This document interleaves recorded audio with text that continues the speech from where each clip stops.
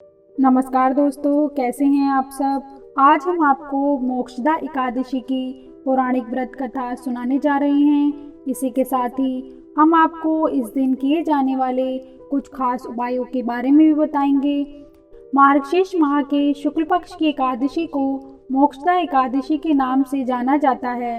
हिंदू धर्म में मोक्षदा एकादशी का विशेष महत्व है। इस दिन व्रत और पूजा आदि करने से व्यक्ति को मोक्ष की प्राप्ति होती है और इस जन्म में सभी पापों का नाश होता है।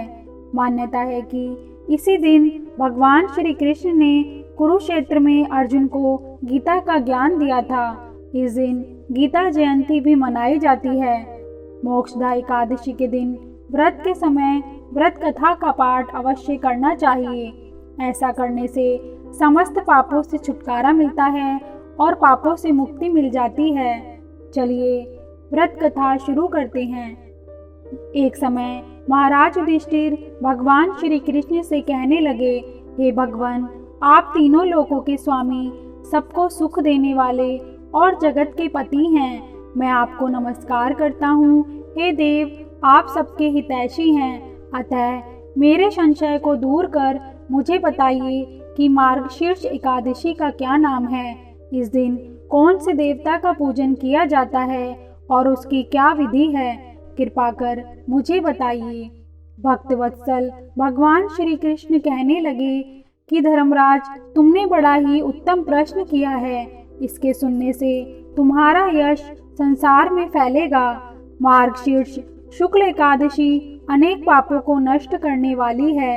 इसका नाम मोक्षदा एकादशी है। इस दिन दामोदर भगवान की धूप दीप नैवेद्य आदि से भक्ति पूर्वक पूजा करनी चाहिए। अब इस विषय में मैं एक पुराणों की कथा कहता हूँ।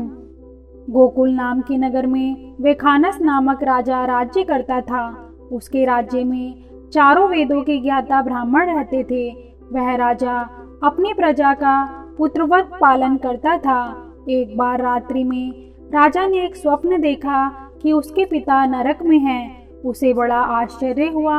प्रातः वह विद्वान ब्राह्मणों के पास गया और अपना स्वप्न सुनाया और उनसे कहा, मैंने अपने पिता को नरक में कष्ट उठाते देखा है। उन्होंने मुझसे कहा कि हे पुत्र, मैं नरक में पड़ा हूँ, यहाँ से तुम मुझे मुक्त कराओ। जब से मैंने ये वचन सुने हैं तब से मैं बहुत बेचैन हूँ। चित्त में बड़ी अशांति हो रही है। मुझे इस राज्य, धन, पुत्र, स्त्री, हाथी घोड़े आदि में कुछ भी सुख प्रतीत नहीं होता। क्या करूं? राजा ने कहा, हे ब्राह्मण देवताओं, इस दुख के कारण मेरा सारा शरीर जल रहा है। अब आप कृपा करके कोई तप, दान, व्रत आदि ऐसा उपाय बताइए जिससे मेरे पिता को मुक्ति मिल जाए। उस पुत्र का जीवन व्यर्थ है जो अपने माता पिता का उद्धार ना कर सके। एक उत्तम पुत्र जो अपने माता पिता तथा पूर्वजों का उद्धार करता है, वह 1000 मूर्ख पुत्रों से अच्छा है।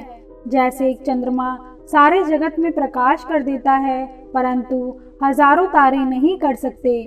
ब्राह्मणों ने कहा, हे राजन, यहाँ पास ही भूत, भविष्य, वर्तमान के ज्ञाता पर्वत ऋषि का आश्रम है। आपकी समस्या का हल वे जरूर करेंगे। यह सुनकर राजा मुनि के आश्रम पर गया। उस आश्रम में अनेक शांत चित योगी और मुनि तपस्या कर रहे थे। उसी जगह पर्वत मुनि बैठे थे। राजा ने मुनि को साष्टांग दंडवत किया। मुनि ने राजा से कुशलता के समाचार लिए। राजा ने कहा कि महाराज, आपकी कृपा से मेरे राज्य में सब कुशल हैं, लेकिन अकस्मात मेरे चित्त में अत्यंत अशांति होने लगी है। ऐसा सुनकर पर्वत मुनि ने आंखें बंद की और भूत विचारने लगे। फिर बोले, हे राजन, मैंने योग के बल से तुम्हारे पिता के कुकर्मों को जान लिया है। उन्होंने पूर्व जन्म में कामातुर होकर एक पत्नी को रति दी, किंतु सोत के कहने पर दूसरी पत्नी को ऋतुदान मांगने पर भी नहीं दिया। उसी पाप कर्म के कारण तुम्हारे पिता को नरक में जाना पड़ा। तब राजा ने कहा, इसका कोई उपाय बताइए। मुनि बोले, हे राजन, आप मार्गशीर्ष एकादशी का उपवास करें और उस उपवास के पुण्य को अपने पिता को संकल्प कर दें।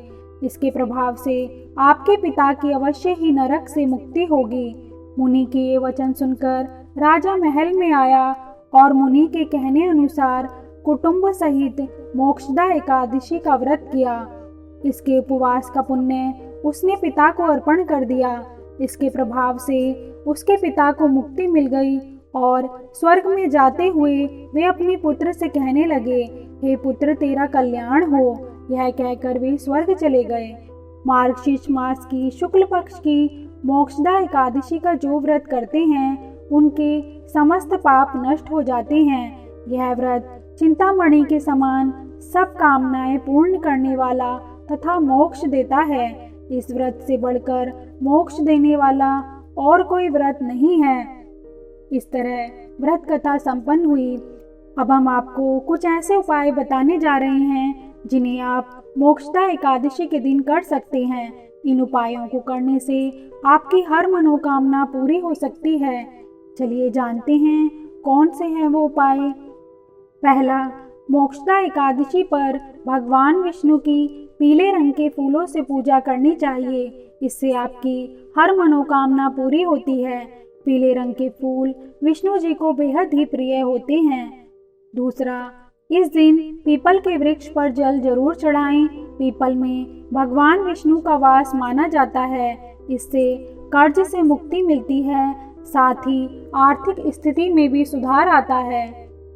तीसरा, इस दिन भगवान विष्णु को पीले रंग के फल, कपड़े व अनाज अर्पित करें। इसके बाद ये सभी चीजें गरीबों को दान कर देनी चाहिए। ऐसा करने से भगवान विष्णु जी का आशीर्वाद मिलता है। चौथा, इस दिन भगवान विष्णु को खीर का भोग लगाना चाहिए। खीर में तुलसी के पत्ते डालकर भोग लगाएं। इससे घर में शांति बनी रहती है, परिजनों के बीच भाईचारा बना रहता है। पांचवा, इस दिन शाम को तुलसी जी के सामने गाय के घी का दीपक जलाएं और 11 बार परिक्रमा करें। इससे घर में सुख और शांति बरकरार रहती है। दोस्तों, अगर आपको हमारी वीडियो पसंद आई हो तो कमेंट करके प्लीज़ बताइए और हमारे चैनल को सब्सक्राइब करना ना भूलें। Thank you.